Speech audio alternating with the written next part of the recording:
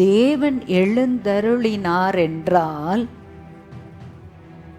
துன்மார்க்கனும் துன்மார்க்கத்தனத்துக்குண்டான ஆட்களுடைய நிலைமை என்ன என்பதை நம்ம பார்க்கலாம். ஒன்றும் இல்லை, சோதோம் குமராவில் அக்கிரமம் மிகுதியாயிருந்தது. ஆனாலும் தேவன் தன் சிநேகிதனாகிய ஆபிரகாம் இடத்துல போய் கேட்கிறார், சொல்றார், கேட்கல சொல்றார், பார் மை ஃப்ரெண்ட் ஏப்ரஹாம், நான் உன்கிட்ட நான் எதுவும் மறைக்க மாட்டேன். அந்த தேசத்தின் அக்கிரமம் மிகுதியாய் காணப்படுகிறது, நான் அழிக்க போறேன். அப்ப ஆபிரகாம் கேட்கிறார், கெஞ்சுறார் தேவனிடத்துல, ஆண்டவரே அங்க 10 நீதிமான் இருந்தா நீங்க அழிப்பீங்களா? அங்க 10 இல்லை, 4 பேர் தான் இருந்தாங்க. தேவனால் செய்ய 50 பேர், 45, 40, 35, 30, 10 வரைக்கும் வந்தார். ஆனால் அங்க காணப்பட்டதோ லோத்து, மனைவி, அவள் 2 குமாரத்திகள். வேறு யாவரும் துன்மார்க்கத்தனத்தில் கண்டார்கள். வானத்திலிருந்து இறங்கி வந்தது அக்கினியும் கந்தகமும் இருந்து பட்டணத்தை அழித்து போட்டது. தேவனுடைய உக்கிரகம் எழும்பினா இதுதான் நடக்கும். அந்த பட்டணத்துல 10 நீதிமான இருந்திருந்தா தேவனுடைய இரக்கத்தை அந்த தேசம் அடைந்திருக்கும். தேவஜனமே, இன்றைக்கு நம் தேசம் எப்படி இருக்கு? நம் தேசத்துக்கு முன்பதாக நம்ம குடும்பம் எப்படி இருக்கு? தேவனுக்கு முன்பாக துன்மார்க்கத்தனத்தில் இருக்கிறாங்களா, இல்லை நீதியுள்ள வாழ்க்கை வாழ்ந்துட்டு இருக்காங்களா? சிந்திக்கலாம். அடுத்தது 14வது வசனத்தில் அவர் எழுந்தருளும் கர்த்தாவேன் மறுபடியும் கேட்குறாரு. அதை பார்த்திருக்கிறீரே, உபத்திரவத்தையும் குரோதத்தையும் கவனித்திருக்கிறீரே, நீர் பதிலளிப்பீர். ஏழையானவன் தன்னை உமக்கு ஒப்புவிக்கிறான், திக்கற்ற பிள்ளைகளுக்கு சகாயம் நீரே. அதாவது தேவன் எழுந்தருளி இந்த திக்கற்ற பிள்ளைகளுக்கும் ஏழைகளுக்கும் சகாயர் நீங்க தான். கர்த்தர் அந்த அவருடைய விண்ணப்பத்தை கேட்கிறார். கர்த்தர் அந்த இடத்துல அவர் பதில் அளிக்கிறார் என்பதை இவருக்குள்ள விசுவாசம் வந்துருச்சு.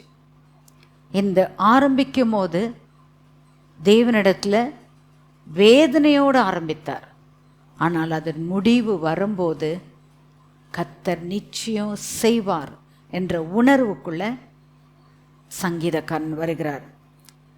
ஏனென்றால் அந்த 16வது வசனத்தில் அவர் தேவனாகிய கர்த்தரை ராஜாதி ராஜாவாக அங்கீகரிக்கிறார். வாசிங்க 16வது வசனம். கர்த்தர் சதா காலங்களுக்கும் ராஜாவாய் இருக்கிறார், புறஜாதியார் அவருடைய தேசத்தில் இருந்து அழிந்து போவார்கள். அதாவது ராஜாதி ராஜாவாக அவர் என்றென்றும் இருக்க போறார். துன்மார்க்கருக்குடான எல்லா காரியங்களும் அழிச்சு போடும் காலம் வந்தாயிற்று என்ற உணர்வுக்குள்ள வந்ததுனால தான் அங்க தேவனை அந்த இடத்துல ராஜாவாக அங்கீகரிக்கிறார். அந்த சூழ்நிலையில இன்றைக்கு நம்ம குடும்பத்துல நம்ம போகிற பாதை பாருங்க. ஒரு கவர்மெண்ட் ஆஃபீஸ்க்குள்ள போகும்போது கவர்மெண்ட் அவங்கள அப்பாயிண்ட் பண்ணி ஒரு சேலரி கொடுத்து அந்த ஸ்டேட் பண்ணியிருக்காங்க. ஆனால் அந்த பொசிஷனில் இருக்கிறவங்க என்ன பண்ணுறாங்க, அந்த சம்பளத்தை இல்லாமல் வேறு சம்பளத்துக்காக, அதாவது unwanted money, that which is not right, கிம்பளம், இதற்காக வேண்டி ஏழைகளை ஒடுக்கி. எனக்கு தெரிஞ்ச ஒரு தாய் இருக்காங்க, விதவை. அந்த அம்மா அவங்க புருஷன் காலமாகி 18 வருஷம் ஆயிருக்கு. இன்னும் அவங்களுக்கு பென்ஷன் வர முடியல. போகும்போதெல்லாம் இன்றைக்கு வா நாளைக்கு வா, இன்றைக்கு வா நாளைக்கு வா சொல்லி சொல்லி சொல்லி சொல்லி இப்போ 18 வருஷம் ஆயிடுச்சு. இது வரைக்கும் அவங்களுக்கு அந்த பென்ஷன் கிடைக்காம போயிடுச்சு. கேட்குறவங்க என்ன கேட்குறாங்க, அந்த ஆஃபீஸ் எவ்வளோ நீ பணம் எனக்கு கொடுக்க முடியும், அப்போ தான் அந்த பேப்பரே நான் மூவ் பண்ணுவேன். இதற்கு தான் பேர் துன்மார்க்கமான காரியம். அந்த ஏழையாகிய அந்த விதவை வந்து தான் படுத்து தேவனிடத்தில் கண்ணீரோடு அபயம் இடும்போது அந்த மனுஷனுக்கு அது சாபமாக மாறும். அவருக்கு மாத்திரம் இல்லை, அவரோட சந்ததிக்கே அது சாபமாக மாறும். ஏனென்றால் அந்த கைகள் கரைப்பட்டிருக்கு. காசு வாங்கலை, அந்த காசு வாங்கணுன்ற எண்ணத்தோடு அந்த விதவையை வேதனைப்படுத்துகிறாங்க பார்த்தீங்களா, அதற்கே பனிஷ்மெண்ட். கர்த்தர் அருவருக்கிறார். ஒரு வழியாக அவங்க வாங்குவாங்க பணம், அவங்களுக்கு வரப்போகிற எக்ஸ்பென்ஸ் எப்படி தெரியுமா வரும்? 7 மடங்கு எக்ஸ்பென்ஸ் வரும். உனக்குரியதை மட்டும் நீ வாங்கணும், அந்த வாங்குற சம்பளத்துக்கு நீ வேலை செய்யணும். அதற்கு மாறா நீ வாழ்க்கையை வாழ்ந்தினா, செயல்பட்டினா, அவனுடைய பேர் தான் துன்மார்க்கன். அந்த துன்மார்க்கனுடைய காரியம் எப்படி செய்யப்படும் என்றால், கர்த்தர் ராஜாதி ராஜாவாக அந்த ஸ்தானத்தில் நிற்கும்போது உன் கையின் காரியங்களை ஊதி போடுவார். தேவன் கவனிக்காம இல்லை. தேவனுடைய கண்கள் பூமி எங்க சுற்றி பார்த்துட்டு இருக்கு. அதை சுற்றி பார்க்குறனால தானே சோதோம் குமாரால் அக்கிரமம் மிகுதியாய் காணப்படுகிறதுன்னு சொல்றார். அந்த இஸ்ரவேலின் ஜனங்கள் பார்வோனின் அடிமைத்தனத்தில் அதிகமாய் வேதனையில் இருக்கிறார்கள் என்று கண்டுதான், அவர்களுடைய குமரல்கள் கண்டுதான் டெலிவரரை கர்த்தர் கொண்டு வருகிறார் மோசேயாக. இன்றைக்கு நம்மளுடைய ஸ்தானத்தில் நாம் போகிற பாதையில் கர்த்தர் ராஜாதி ராஜாவாக இருக்கிறார், நம்மளை நடத்துகிறார். இங்க பாருங்க, 17வது வசனத்தில் அவருக்குள்ள ஒரு மன தைரியம் வந்துருச்சு. அது வரைக்கும் அந்த தைரியம் வரல. ஆனால் 17வது வசனத்தில் தைரியத்தோடு பேசுகிறார் சங்கீதக்காரன். வாசிங்கம்மா. கர்த்தாவே, சிறுமைப்பட்டவர்களுடைய வேண்டுதலை கேட்டிருக்கிறீர். அவர்கள் இருதயத்தை ஸ்திரப்படுத்தினீர். மண்ணான மனுஷன் இனி பலவந்தம் செய்ய தொடராதபடிக்கு தேவரீர் திக்கற்ற பிள்ளைகளுக்கும் ஒடுக்கப்பட்டவர்களுக்கும் நீதி செய்ய உம்முடைய செவிகளை சாய்த்து கேட்டருளுவீர். ஆமென். பாருங்க, கான்ஃபிடன்ஸ் வந்துருச்சு பார்த்தீங்களா? தேவஜனமே, நீங்கள் போகிற பாதை நெருக்கமான சூழ்நிலையாக இருக்கலாம். இப்போ நான் சொன்ன மாதிரி அந்த தாய் நெருக்கத்தில் தான் இருக்காங்க. சென்னையிலேருந்து கன்னியாகுமரிக்கு போயிட்டு வர்றதுக்கு எவ்வளோ எக்ஸ்பென்ஸ்.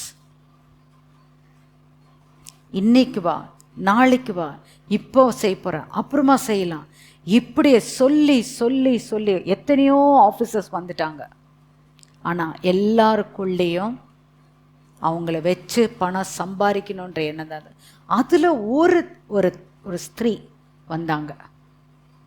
உங்களுக்கு செய்யப்பட்டது அநியாயம், நான் இந்த பேப்பரை நான் மூவ் பண்ணுறேன்.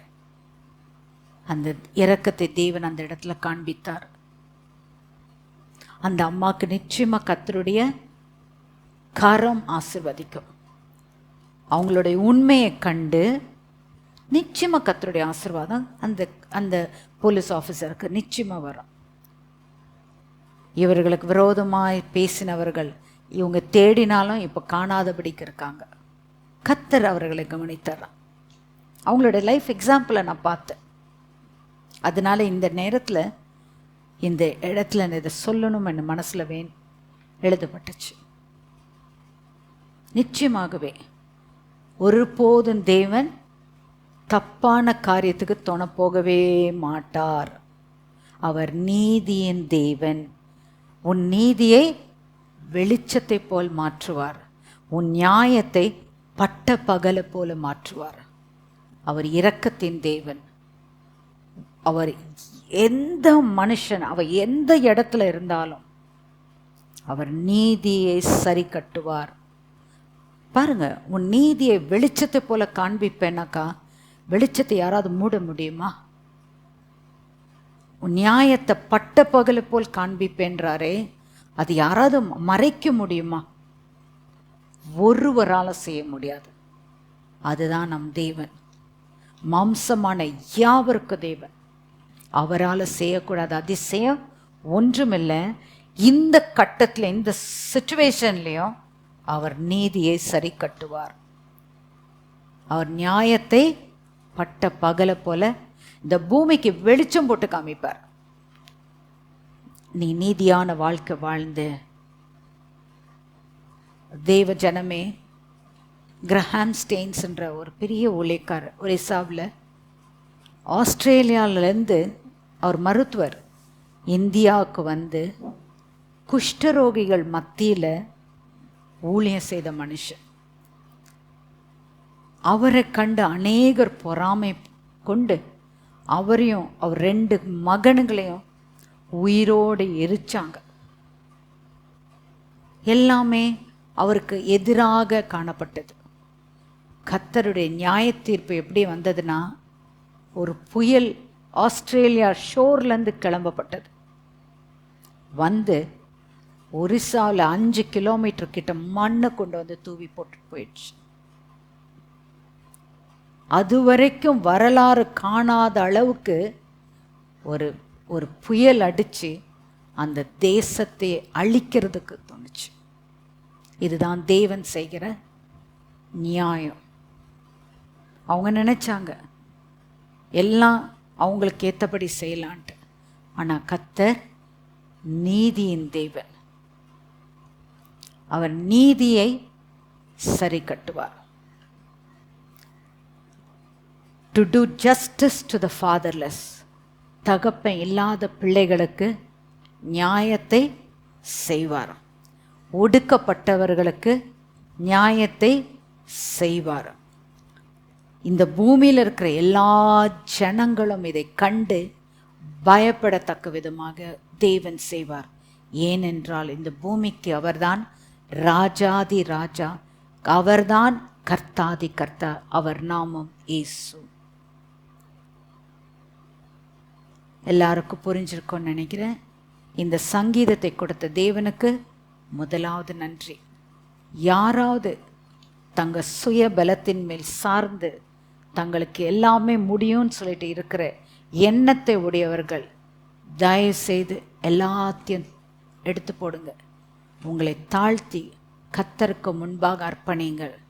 கர்த்தரை ராஜாதி ராஜாவாக ஏற்றுக்கொண்டு அவருக்கு தங்கள் வாழ்க்கையை அர்ப்பணிக்கும் போது அதில் கிடைக்கிற சந்தோஷம், அதில் கிடைக்கிற சமாதானம், அதனால கிடைக்க போகிற நிறைவான ஆசீர்வாதத்துக்குள்ளே நீங்கள் யாவரும் காணும்படியாக நான் ஜெபிக்கிறேன். ஜெபிக்கலாம். சர்வ வல்லமையுள்ள தேவனா கர்த்தாவே, இந்த சங்கீதத்தை நீர் கொடுத்ததுக்காக ஸ்தோத்திரம்.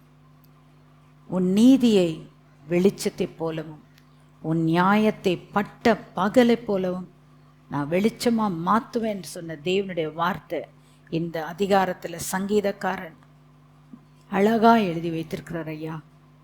ஒரு காலமும் அநியாயம் செய்கிறவங்க, தவறுதான இருக்கிறவங்க தழைப்பதில்லை.